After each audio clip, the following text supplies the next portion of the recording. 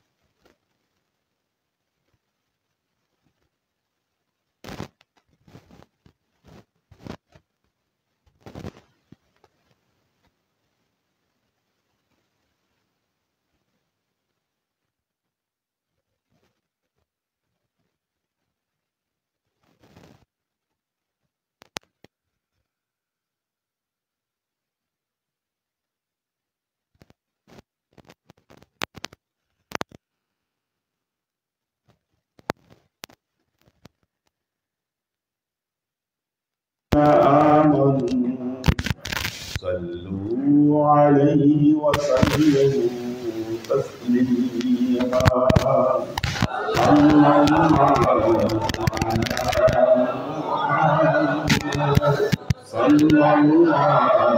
عليه وسلم صلى الله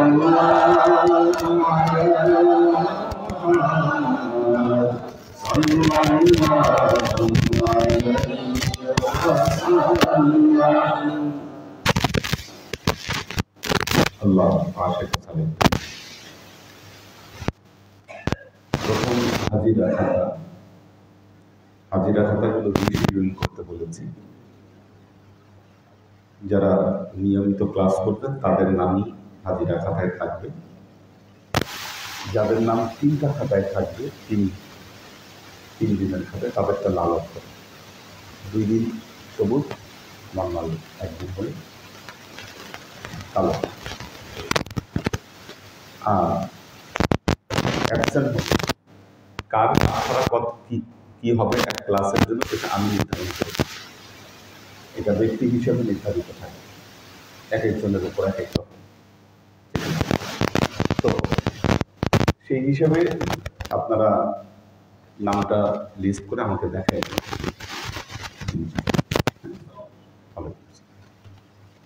এটা দেখাই দিতে হবে।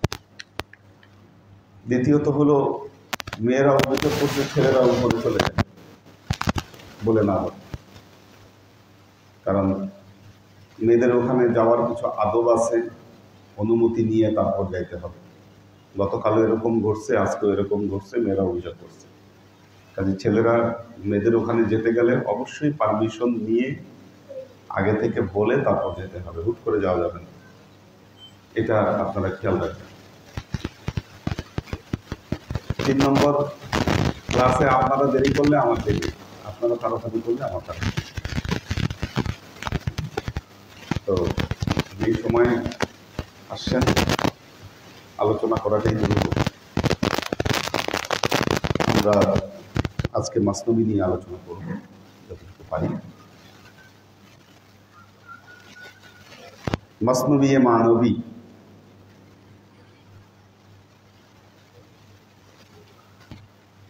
মিডল ইস্টে মৌলানা জালালউদ্দিন রুমি এক নতুন দর্শন আধ্যাত্মিকতার যুগে, তরিকার জগতে তিনি দিয়েছিলেন। প্রথম দিকে তরিকতের সাধনা শুধু দার্শনিক চিন্তার মধ্যেই সীমাবদ্ধ ছিল। তরিকতকে দার্শনিকতার আদলে বেশি আলোচনা করা হয়েছে। ইবনুল আরাবি, ইমাম গাজ্জালি, এনাদের মতো বড় বড় ফিলোসফার তারা তরিকা নিয়ে বা এলমে মারেফত তাদের যে নিগুণ দৃষ্টিভঙ্গি এগুলো তারা প্রচার করেছেন, প্রকাশ করেছেন।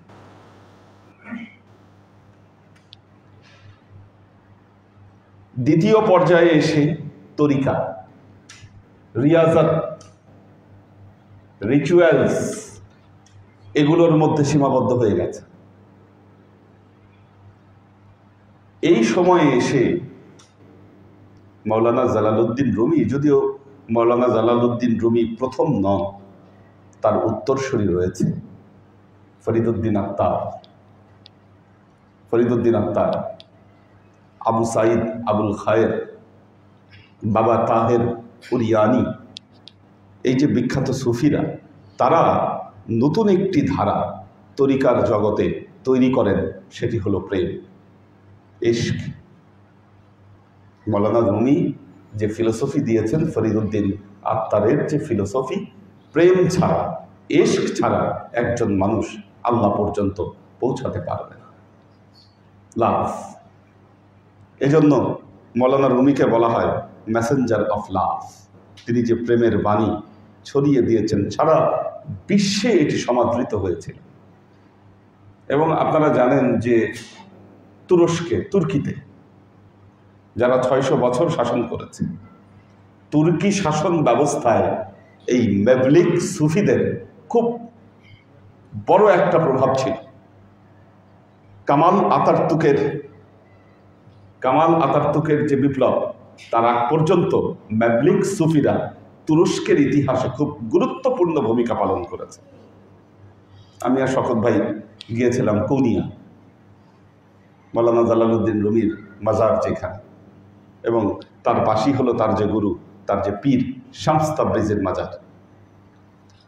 কাজেই মাওলানা জালালউদ্দিন রুমির আবার এক অদ্ভুত রীতিতে তিনি শিক্ষা দিয়েছেন। কোরআন হাদিসের কথাগুলো খুব সুন্দর প্রাঞ্জল ভাষায় মানুষের বোধগম্য করে গল্প আকারে মানুষের কাছে বর্ণনা করেছেন। কোরআনের ভাষাগুলো তো বুঝতে গেলে সেরকম জ্ঞান লাগবে, সাধারণ মানুষের সেটা বোঝা সম্ভব নয়। এজন্য তিনি কোরআন থেকে রস আস্বাদন করেছেন খুব সহজভাবে। এই রসকে তিনি গল্প আকারে মানুষের কাছে ছড়িয়ে দিয়েছেন।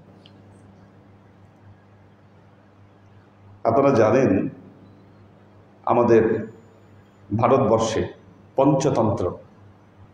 পঞ্চতন্ত্রের নাম শুনেছেন কি নাম জানি না, একটা ছোট ছোট গল্প ছিল। এই গল্পগুলো দিয়ে আমাদের বাচ্চাদেরকে নৈতিক শিক্ষা দেওয়া হতো। পঞ্চতন্ত্র, এই পঞ্চতন্ত্রকে আরবিতে অনুবাদ করা হয়, সেটাকে আবার পার্সিয়ানে অনুবাদ করা হয়। আরবি অনুবাদের নাম ছিল আনওয়ার-এ-সুহাইলি, এবং এটার ফার্সি অনুবাদের নাম ছিল কালিলা ওয়া দেমনা। আপনারা ঈশপের গল্পের নাম শুনেছেন, ঈশপের গল্প। মেন উদ্দেশ্য ছিল এই গল্পগুলো দিয়ে মানুষকে নৈতিকতা, আখলাক শিক্ষা দেওয়া। মাওলানা জালালউদ্দিন রুমি এই গল্পের ছলে ছলে মানুষকে আধ্যাত্মিকতার বয়ান দিয়েছেন। এটা একটা চমকপ্রদ একটা পদ্ধতি ছিল। এজন্য মাওলানা জালালউদ্দিন রুমি তিনি নিজে এক সময় মাওলানা ছিলেন, আলেম ছিলেন, খুব বড় আকারের আলেম ছিলেন তিনি। যখন শামসে তাবরিজির সাথে দেখা হলো তার, যেই লোকটা কোরআন হাদিসের কথা এত কথায় কথায় বলে না, বা কোরআন হাদিসের কতটুকু জ্ঞান তার ভেতরে আছে এটা তার থেকে বোঝা যায় না, কিন্তু এমন কিছু পেলেন মাওলানা জালালউদ্দিন রুমি। তিনি বললেন, গারিয়ে বুদাম, খান্দে সুদাম, মরদে বুদাম, জেন্দে সুদাম, দৌলাতে ইশক আমাদো, দৌলত পয়ান্দে সুদাম। তিনি বললেন, আমি কাঁদতেছিলাম, হাসতে শুরু করলাম, মৃত ছিলাম, জীবিত হলাম, প্রেমের অবিনশ্বর সম্পদ পেলাম, তাই আমি প্রেমিক হলাম। এবং এই মাসনবীর কথা বলতে গিয়ে তিনি বলেছেন, মানাজ কোরআন মাগজহবার দশদান পিসে সাগন ওস্তখওয়ান আন্দখতাম। আমি কোরআন থেকে আমি মাংসগুলোকে বের করে নিয়ে আসি, মাংসগুলোকে বের করে নিয়ে আসি। কারণ কোরআনে তো বহু ধরনের জ্ঞান আছে। কি মৌলানা রুমি চমৎকার উদাহরণ দিয়েছেন কয়েক গল্পের আগে, আপনারা পড়েছেন। এটা বলতেছে মৌমাছি, না, মৌমাছি এবং ভ্রমর। মৌলানা রুমির উদাহরণ বলতেছে মৌমাছি এবং ভ্রমর একই ফুল থেকে রস আস্বাদন করে। মৌমাছি ফুলের রস নিয়ে মধু বানায়, আর ভ্রমর ফুলের রস নিয়ে বিষ বানায়, বিষ বানায়। উনি বলছেন একই কোরআন, একই কোরআন। কেউ কোরআন থেকে শিক্ষা নিয়ে মানুষের মধ্যে বিদ্বেষ ছড়ায়, মানুষে লাগায় দেয়। হানাহানি, মারামারি ধর্মকে কেন্দ্র করে পৃথিবীতে কতখানি হয়েছে আপনারা হিসাব করে দেখেন। দুই গ্রুপ মারামারি, মানুষও মারা গেছে ওয়াজ মাহফিলকে কেন্দ্র করে। আবার এই একই কোরআন, একই কোরআন থেকে রস আস্বাদন করে মানুষ প্রেমের বাণী ছড়িয়ে দিয়েছে। যে গল্পটি এখন আপনাদেরকে পড়াবো, আজকে পুরোপুরি শেষ হবে না, খুব অর্থবহ একটা গল্প, খুব জরুরি। ঘটনা হলো বনের সিংহ প্রতিদিন শিকার করে, তার অত্যাচারে প্রাণীকুল অতিষ্ঠ। একদিন সবাই এসে বনের রাজা সিংহকে প্রস্তাব দিল যে হুজুর, আপনার এত কষ্ট করার কি দরকার? প্রতিদিন আপনি কষ্ট করে শিকার ধরেন, তার চাইতে এক কাজ করেন, আপনি আমাদের উপর এই দায়িত্বটা ছেড়ে দেন, আপনি ভাগ্যের উপর তাওয়াক্কুল করেন। প্রতিদিন আমরা লটারি করব, লটারি করে যার নাম উঠে তাকে আপনার কাছে পাঠিয়ে দেব। সিংহ এতে প্রথমে রাজি হয় না। সে তাদের প্রশ্নের উত্তরে একটা একটা করে উত্তর দিতে থাকে। এক পর্যায়ে তাদের যুক্তির কাছে সে হার মানে, সারেন্ডার করে, বলছে আচ্ছা ঠিক আছে। তারপর প্রতিদিন লটারি করে যার নাম উঠে তাকে পাঠায়। ভালোই চলতেছিল এরকম। একদিন খরগোশের নাম উঠল, খরগোশ বেঁকে বসলো। খরগোশ বলল আমি যাব, কিন্তু দেরি করে যাব। যাই হোক, খরগোশ দেরি করেই সিংহের কাছে পৌঁছালো। সিংহ তো রেগে আগুন, কারণ তার খাবার আসতে দেরি হয়েছে। তো বললো যে কি ব্যাপার, তুমি দেরি করছো কেন? তো বললো যে হুজুর, আমি তো আপনার কাছে আসতেছিলাম এবং আমার সাথে আমার আরেকটা খরগোশ সাথে নিয়ে আমি আসতেছিলাম, কেন আমার শরীর ছোট, এটা দিয়ে আপনার পেট সহজে ভরবে না।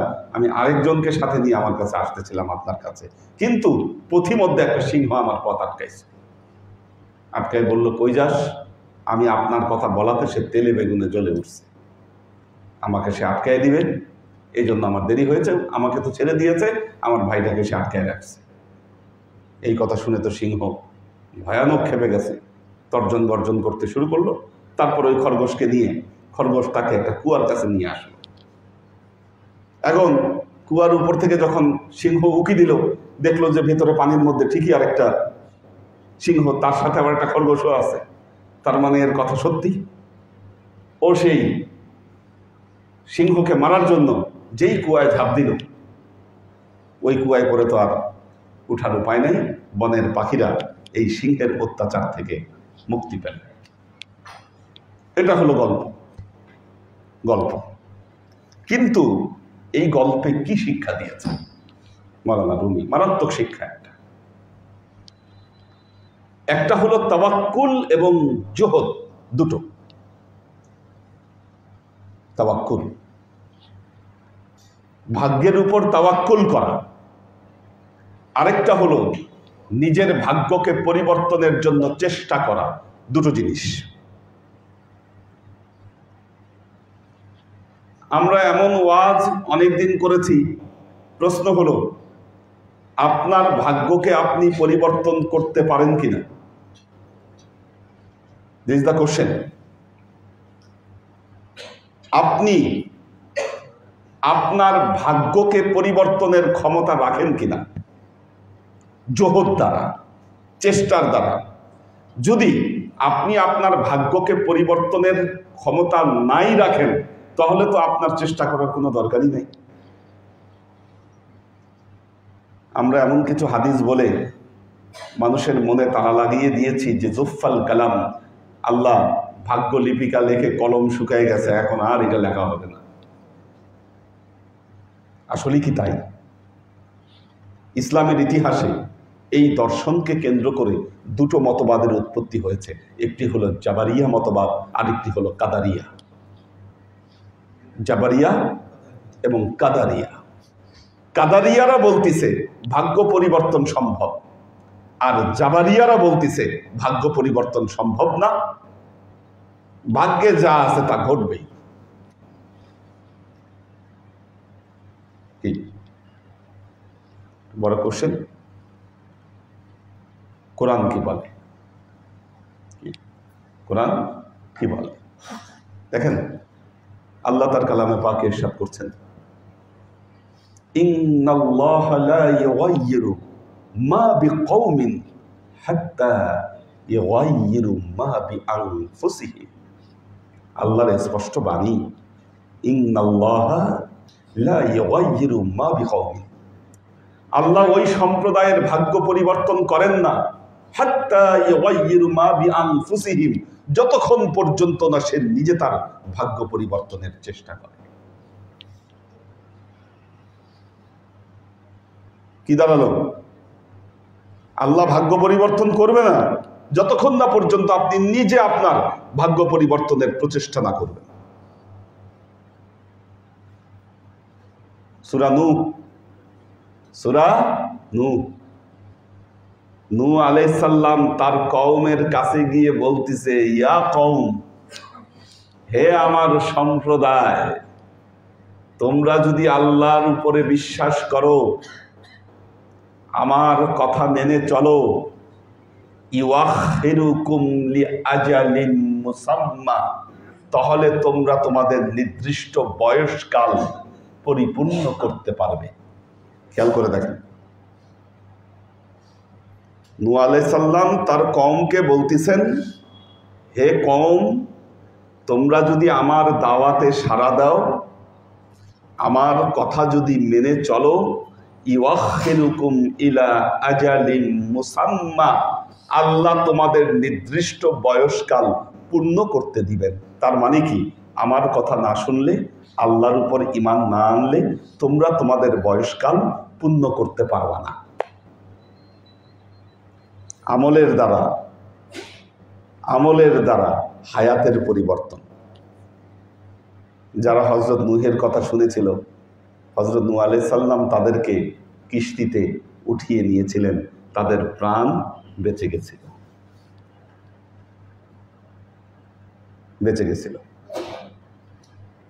আর যারা শুনে নাই, কিস্তিতেও উঠতে পারে নাই,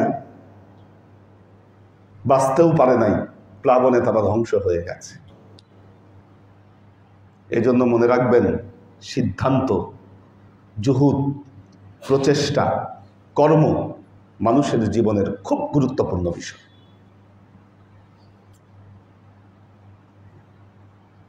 বিষয়। আমাদের কামাল পাশা যদি 5 বছর আগে বিয়ে করত, আমাদের নাইম যদি আরো 5 বছর আগে বিয়ে করত, কি আজকে এরা বাচ্চার সাথে করে নিয়ে আসতো। এখন বিয়ে না করে এরা যদি বলে আল্লাহর ইচ্ছা তাই হয় নাই, কি আসলে করেনি, চেষ্টা করেনি। মজার ব্যাপার হলো, শয়তান এবং আদম, আল্লাহ দুজনকেই প্রশ্ন করলেন। আদমকে জিজ্ঞাসা করলেন, আদম, তুমি আমার আদেশ অমান্য করলা কেন? হযরত আদম আলাইহিস সালাম আল্লাহর কাছে সারেন্ডার করলেন, বললেন, আল্লাহ ভুল হয়েছে, মাফ করে দেন। শয়তানকে জিজ্ঞাসা করলো, শয়তান আমার আদেশ অমান্য করলা কেন? শয়তান বলল, আপনার জন্য। আপনি আমারে দিয়ে করাইছেন, আপনার আদেশ ছাড়া তো গাছের একটা পাতাও নড়ে না। আপনার আদেশ ছাড়া গাছের পাতাও নড়ে না, তাহলে আমি আপনি তো আমাকে দিয়ে এটা করাইছেন। আল্লাহ মাফ করবে। শয়তান হলো অভিশপ্ত, রাজিম, আর আদম আল্লাহ তাকে মাফ করে দিলেন। এখন আমাদের আল্লাহর অনেক বান্দারা আছে ডায়াবেটিকের রোগী, দেখবেন তারা এই কথাই বলে, আরে ভাগ্যে যা আছে হবে, আল্লাহ মৌত যেদিন লেগে রাখছে সেদিনই মরবো, কিসের আবার খাবার কন্ট্রোল, কিসের কি। এরা আবার তাদের কথার বিপরীতে আবার যুক্তি দেখায় নিয়া তাওয়াক্কুল বুঝো না আল্লাহর উপর, লেখা যেদিন রাখছে সেদিন হবেই। মৌলানা রুমির কথা হলো এই দর্শন সঠিক নয়, এটা ভুল দর্শন। খুব চমৎকারভাবে দেখবেন যে তাকদীরের উপর নির্ভর করার যুক্তি দেখাচ্ছে পশু পাখি, সিংহ আবার সেই যুক্তিগুলোকে খণ্ডন করছে। কিন্তু যুক্তি আর যুক্তির খণ্ডন, এর মধ্যে সে নফসের তাড়নায় কি করলো, ওদের হাতে ধরা খেয়ে গেল। পরিণতি যা ঘটার তা ঘটল, না হলে সে বনের রাজাই থাকত। জুহুদ, প্রচেষ্টা মানুষকে উচ্চ পর্যায়ে নিয়ে যায়। আর আপনি যদি জুহুদ ছেড়ে দেন, যদি মনে করেন যে না আপনি ভাগ্যের উপর আপনার নিজেকে আপনি সমর্পণ করবেন, আপনাকে অতীব দুঃখ কষ্ট ভোগ করতে হবে আপনাকে। তো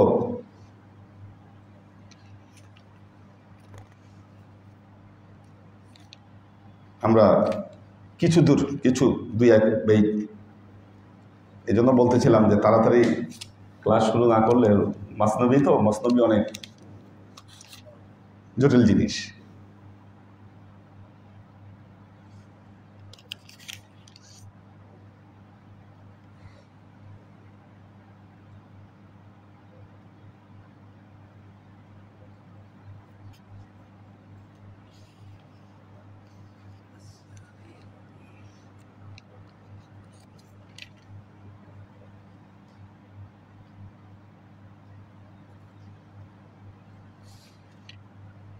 আচ্ছা,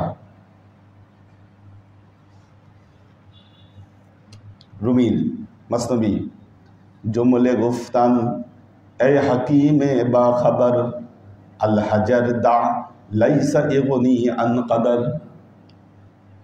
দর হাজার শুরি দানে শুর শর আস, রো তাওয়াক্কুল কুন তাওয়াক্কুল বেহতর আস্ত।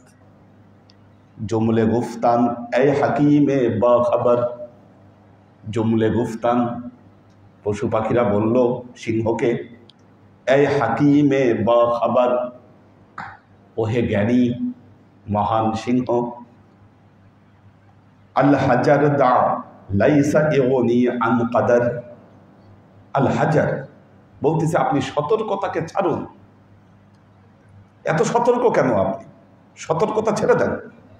লাইসা ইগনি আন কদর, ভাগ্যের বাহিরে তো মানুষ যেতে পারে না, তাহলে আপনার এত সতর্কতা অবলম্বন করার কি লাভ? আল হাজার লাইসা ইগনি আন কদর, সতর্কতা ছেড়ে দেন। সতর্কতা ভাগ্যের উপরে কোনো কাজ করতে পারে না। দার হাজার সুরি দাওনি সুর সারাস্ত, যদি আপনি আপনার ভাগ্যের সাথে যদি আপনি পাঞ্জা লড়তে যান, কি আপনি যদি আপনার ভাগ্যের সাথে যদি পাঞ্জা লড়েন,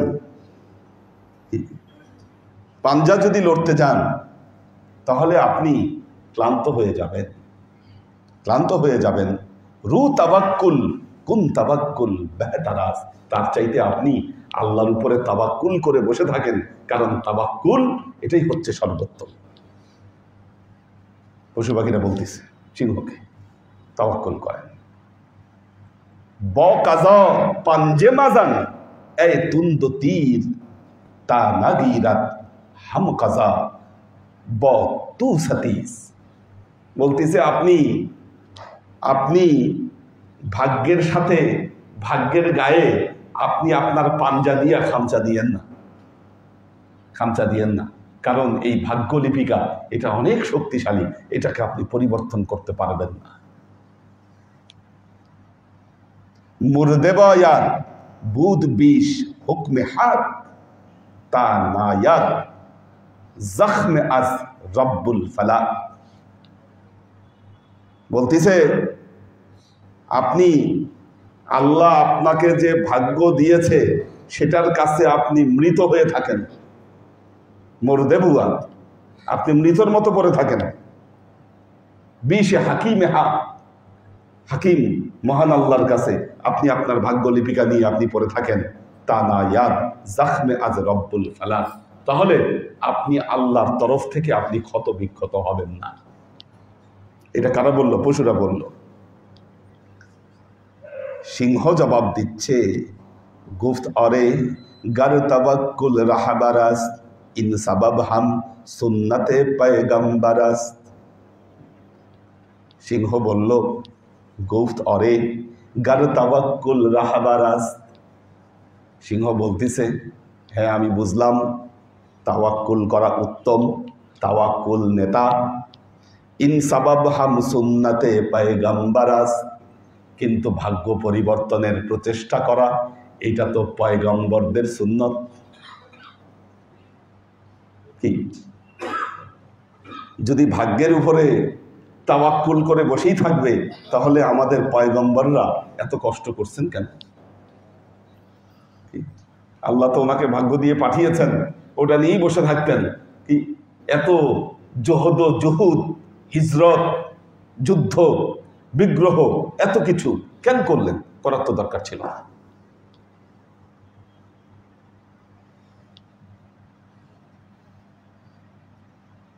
গুফত পয়গম্বর বে আওয়াজে বুলান বা তাওয়াক্কুল জানু ये अश्तर बेबान रमजुल कासिब हबीबुल्लाह शानो अस्तवक्कुल दर सबब काहिल मशो। गुफ्त पयगम्बर बे आवाज़े बुलंद, আমাদের পয়গম্বর মোহাম্মদ মুস্তাফা সাল্লাল্লাহু আলাইহি ওয়াসাল্লাম উচ্চ স্বরে বলেছিলেন, উচ্চ স্বরে বলেছিলেন। কি বলেছিলেন? বা তাওয়াক্কুল জানু ये अश्तर बेबान, তাওয়াক্কুলের সাথে সাথে তোমার উটের পায়ে রশি বেঁধে রাখো। ঘটনা হলো একদিন বেদুইন আল্লাহ নবীর সাথে দেখা করতে আসলে আল্লাহ নবী বললেন তোমার উট কই রাখছো? বেদুইন বলল ইয়া রাসূল আল্লাহ, আল্লাহর উপর ভরসা করে মাঠে ছেড়ে দিয়ে রাখছি। আল্লাহ নবী বলল ভরসা করছো ভালো কথা, ভরসা করছো ভালো কথা, ভরসার সাথে সাথে তার পায়ে রশি বাঁধো। হাদিসে আসছে। খালি ভরসা করে থাকলে হবে না, রশি বাঁধতে হবে। এটাই বলতেছে গুফত পয়গম্বর বা আওয়াজে বুলান, আমাদের নবী মুহাম্মদ মুস্তাফা সাল্লাল্লাহু আলাইহি ওয়াসাল্লাম তিনি উচ্চ আওয়াজে বলেছিলেন বা তাওয়াক্কুল জানু ये अश्तर बेबान, তোমার তাওয়াক্কুলের সাথে সাথে তুমি উটের পায়ে তুমি রশিও বেঁধে রাখো। রমজুল কাসিব হাবিবুল্লাহ শানো। রামজ, রামজ শব্দের অর্থ হলো গোপন তত্ত্ব। রমজুল কাসেব, যে উপার্জন করে, বলতেছে উপার্জনের গোপন তত্ত্ব আল্লাহর কাছ থেকে শোনো। হাবিবুল্লাহ শানো, হাবিবুল্লাহ মানে আল্লাহর হাবিবের কাছ থেকে শোনো।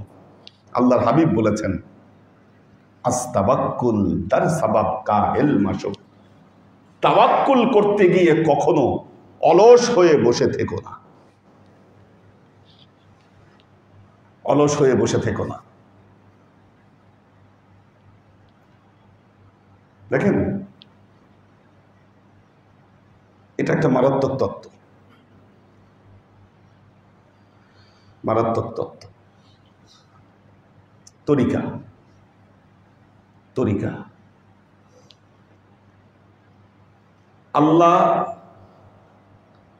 আপনাকে উন্নতি দিতে চান, উঠাইতে চান।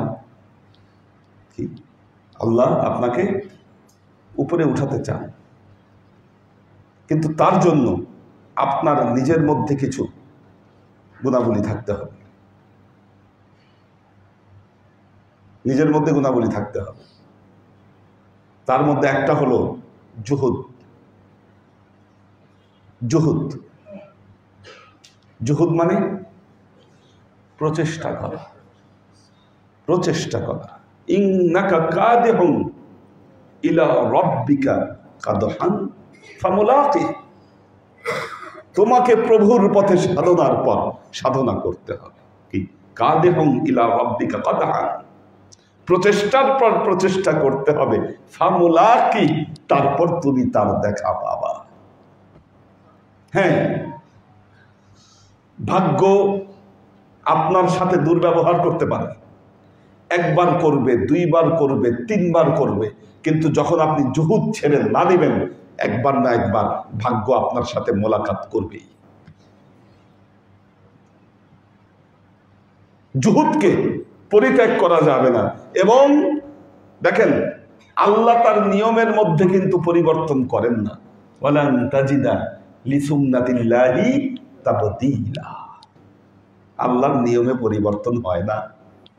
আপনি কষ্ট করলে, প্রচেষ্টা করলে আল্লাহ আপনার অবস্থাকে পরিবর্তন করবে। আপনি যতটুকু অন্যায় করবেন, যতটুকু অবিচার করবেন, আপনার নিজের উপর যতটুকু জুলুম করবেন, তার ফলাফল আপনাকে ভোগ করতেই হবে, উপায় নাই। আজ আমরা পৃথিবীতে এই সিস্টেম বরণ করে নিয়ে আমরা দুনিয়ায় আসি। দুনিয়া আসতে হয়েছে আপনাদেরকে। এজন্য তরিকার সাধনা মানে খালি বসে বসে তাসবিহ পড়া না।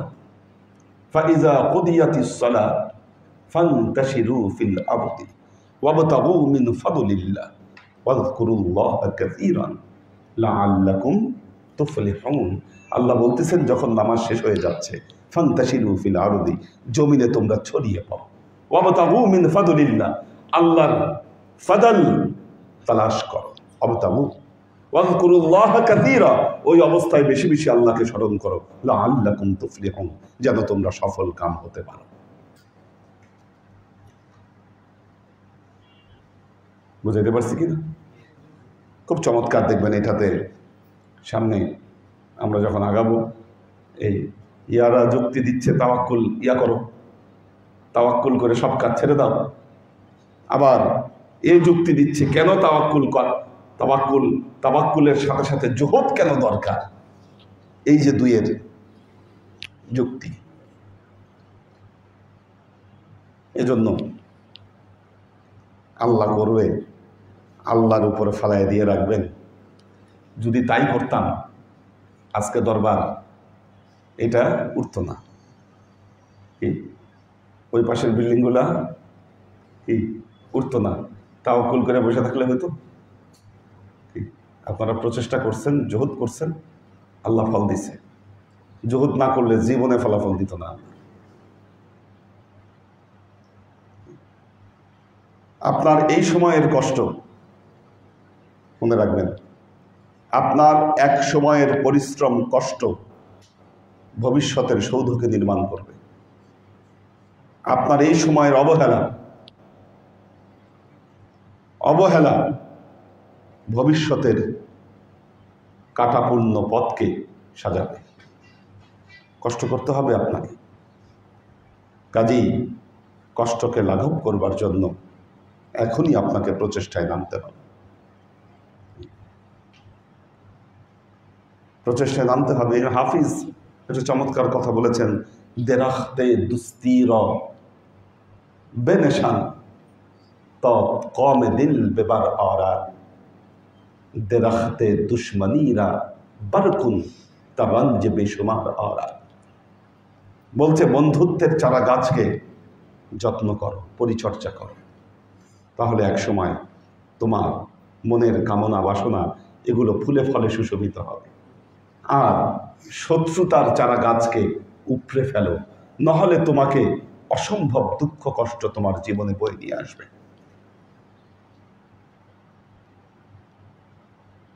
আমরা হিংসা, বিদ্বেষ, যা কিছু নিয়ে মানুষের জীবনকে যেমনিভাবে বিষিয়ে তুলি, এই বিষ কিন্তু আমাদেরকেও ছবল দেয়।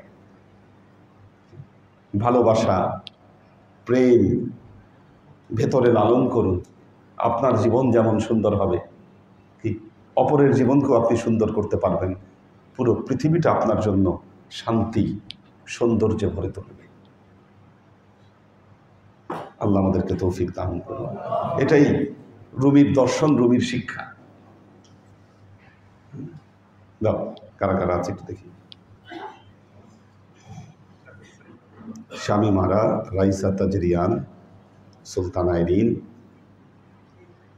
রিয়াজউদ্দিন সত্যনগরী, আরিফা শেখ, শফিকুল ইসলাম শাওন, নুরুল ইসলাম ফরিদপুর ভাই আছেন, কৈতর বিথি, ফারহান আহমেদ, কামরুল আনাম, নাজিমুদ্দিন ভাইয়ের ফ্যামিলি আছেন, আব্দুল হাফিজ, শামিমারা, মোহাম্মদ ফরিদ, ইঞ্জিনিয়ার লতিফুর রহমান চৌধুরী, এইচ.কে কনক, মাহফুজুল হক উজ্জ্বল, এইচ.কে হানিফ, সাজ্জাদ রহমান, আসমাউল হুসনা।